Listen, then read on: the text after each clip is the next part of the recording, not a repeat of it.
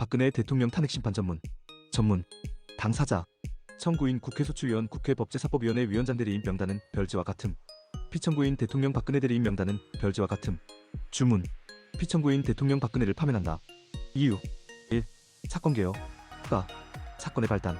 전국경제인연합회 다음부터 정경련이라 한다가 주도하여 만든 것으로 알려져 있던 재단법인 미르와 재단법인 K스포츠 다음부터 미르와 K스포츠라고 한다가 설립될 때 청와대가 개입하여 대기업으로부터 500억 원 이상을 모금하였다는 언론 보도가 2016년 7월경 있었다.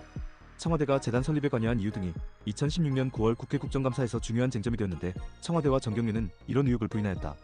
이 문제가 정치적 쟁점이 되던 중 2016년 10월 24일 청와대의 주요 문건이 최서원 계명 전 최순실에게 유출되었고 최서원이 비밀리에 국정 운영에 개입해왔다는 언론 보도가 있었다.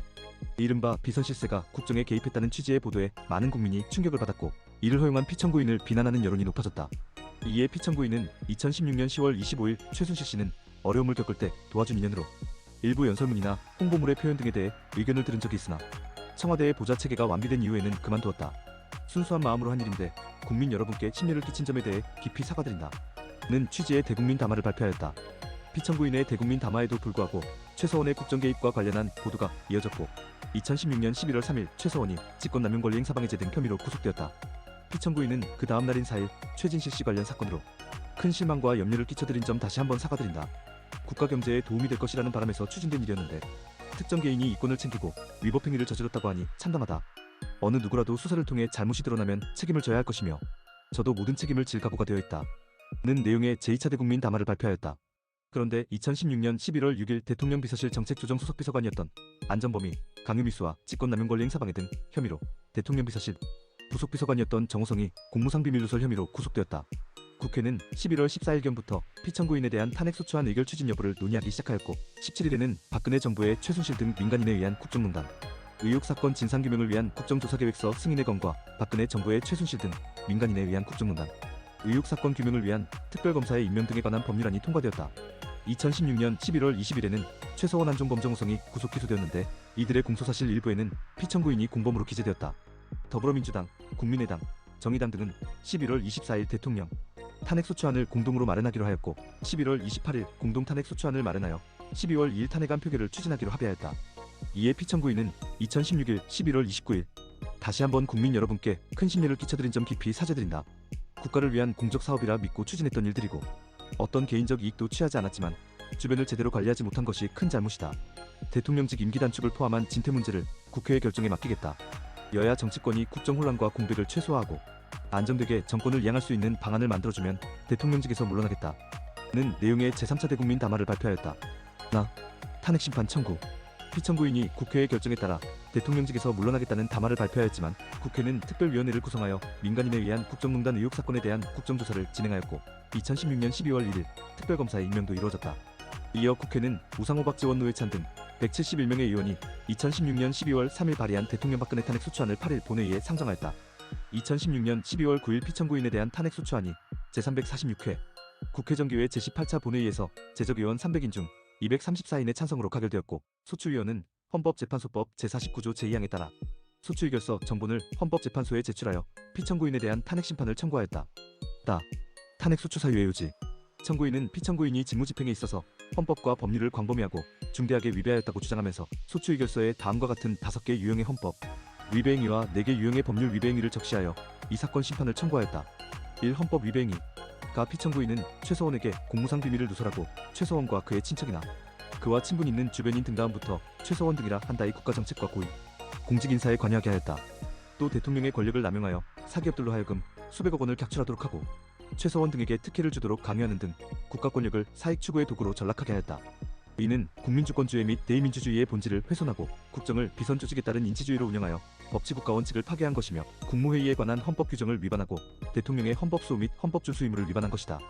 나 피청구인은 최원 등이 추천하거나 그들을 비호하는 사람을 청와대 간부나 문화체육관광부의 장차관으로 임명하였고 이들이 최서원 등의 사익추구를 방조하거나 조장하도록 하였다. 또 피청구인은 최서원 등의 사익추구에 방해될 공직자들을 자의적으로 해임시키거나 전보시켰다. 이는 직업 공무원 제도의 본질적 내용을 침해하고 대통령의 공무원 임명권을 남용하였으며 법 집행을 할 때 불평등한 대우를 하지 말아야 한다는 평등원칙을 위배하는 한편 정부 재정의 낭비를 초래한 것이다.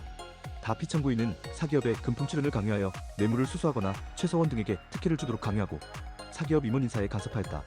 이는 기업의 재산권과 개인의 직업 선택의 자유를 침해하고 기본적 인권 보장 의무를 저버리고 시장경제 질서를 훼손하고 대통령의 헌법 수호 및 헌법 준수 의무를 위반한 것이다. 라 피청구인은 최서원 등 비선 실세의 전횡을 보도한 언론을 탄압하고 언론 사주에게 압력을 가해 신문사 사장을 퇴임하게 만들었다. 이는 언론의 자유와 직업의 자유를 침해한 것이다. 마 피청구인은 세월호 참사가 발생하였을 때 국민의 생명과 안전을 보호하기 위한 적극적 조치를 취하지 아니하여 생명권 보호 의무를 위반하였다. 이 법률 위배 행위 가 재단법인 미르, 재단법인 K스포츠 설립모금 관련 범죄. 피청구인은 문화발전 및 스포츠 산업 발전을 구실로 피청구인 본인 또는 최서원 등이 지배하는 재단법인을 만들고 정경련 소속 기업으로부터 출연금 명목으로 돈을 받기로 마음먹었다. 피청구인은 경제수석비서관 안종범에게 지시하여 정경련을 통하여 기업으로부터 출연받아 미르와 K스포츠를 설립하도록 하였고 최서원은 피청구인을 통하여 재단 이사장 등 임원진을 그가 지정하는 사람으로 구성하여 미르와 K스포츠의 인사와 운영을 장악하였다. 피청구인은 안종범을 통하여 기업들로 하여금 미르에 486억 원, K스포츠에 288억 원을 출연하도록 하였다. 피청구인은 재단법인 설립 전에 7개 그룹의 회장과 단독 면담을 하면서 안종범으로부터 주요 그룹의 단면 현안 자료를 제출받았고 대기업들이 재단법인에 출연금을 납부한 시기를 전후하여 대기업들의 당면 현안을 비롯하여 기업에게 유리한 조치를 다수 시행하였다. 한편 안종범으로부터 출연 요청을 받은 기업들은 이에 응하지 않을 경우 기업 활동 전반에 걸쳐 직간접적으로 불이익을 받을 것을 두려워하여 출연금 명목으로 위 두 재단법인에 돈을 납부하였다. 피청구인의 이러한 행위는 특정범죄 가중처벌 등에 관한 법률 위반 뇌물죄와 형법상 직권남용 권리행사방해죄 및 강요죄에 해당한다. 나 롯데그룹 추가 출연금 관련 범죄.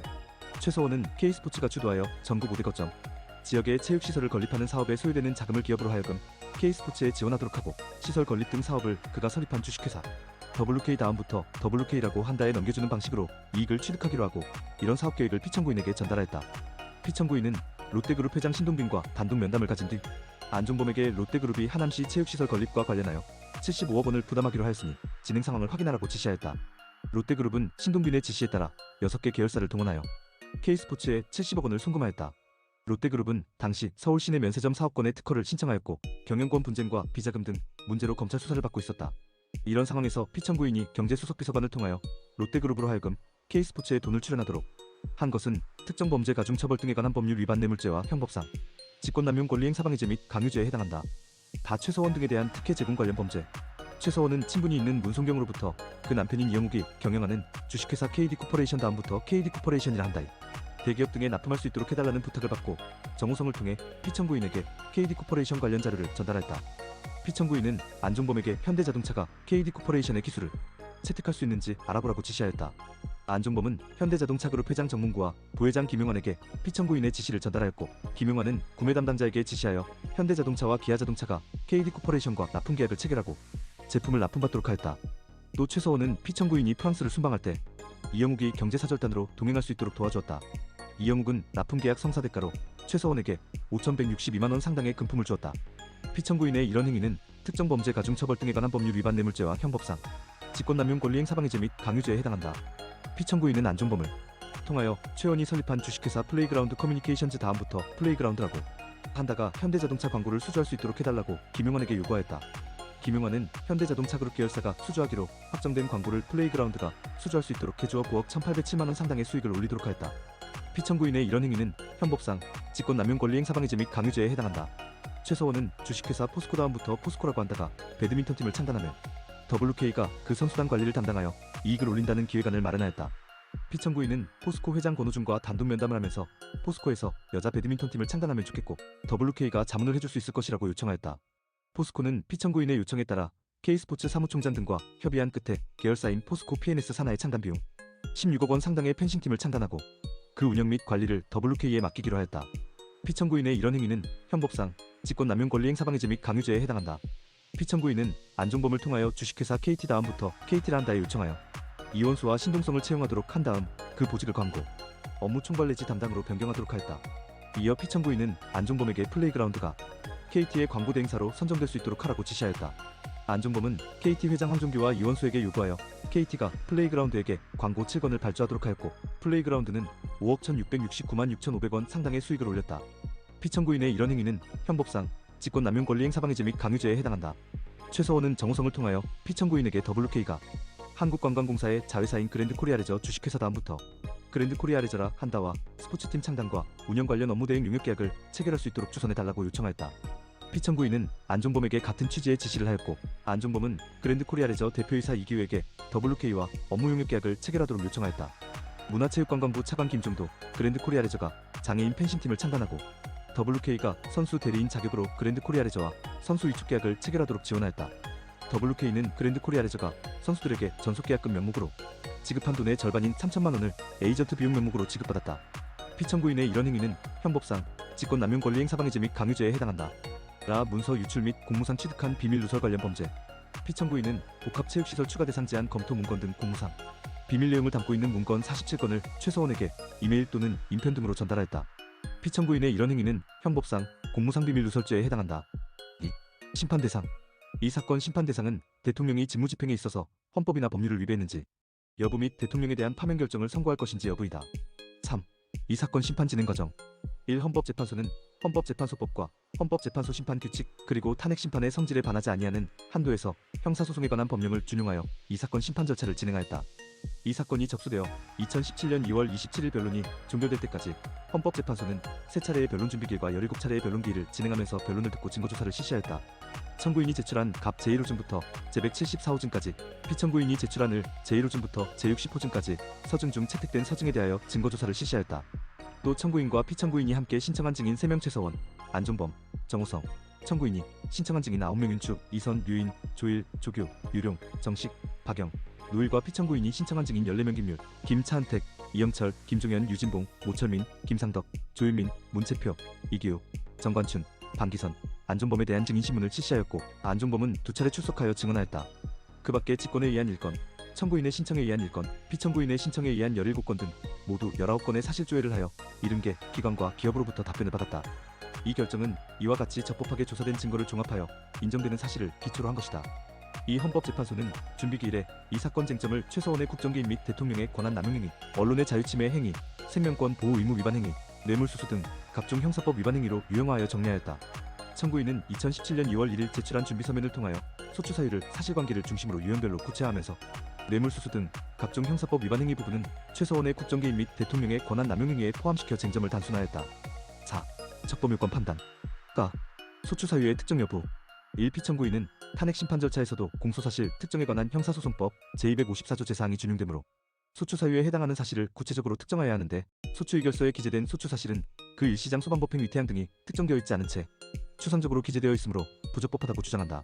탄핵 심판은 고위공직자가 권한을 남용하여 헌법이나 법률을 위반하는 경우 그 권한을 박탈함으로써 헌법 질서를 지키는 헌법재판이고헌재 2004년 5월 14일 2004원 나일 탄핵 결정은 대상자를 공직으로부터 파면함에 그치고 형사상 책임을 면제하지 아니한다. 헌법 제65조 제4항는 점에서 탄핵 심판 절차는 형사 절차나 일반 징계 절차와는 성격을 달리한다.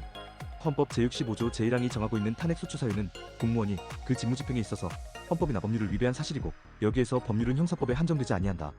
그런데 헌법은 물론 형사법이 아닌 법률의 규정이 형사법과 같은 구체성과 명확성을 가지지 않은 경우가 많으므로 탄핵 소추 사유를 형사소송법상 공소사실과 같이 특정하도록 요구할 수는 없고 소추 의결서에는 피청구인이 방어권을 행사할 수 있고 헌법재판소가 심판 대상을 확정할 수 있을 정도로 사실관계를 구체적으로 기재하면 된다고 보아야 한다.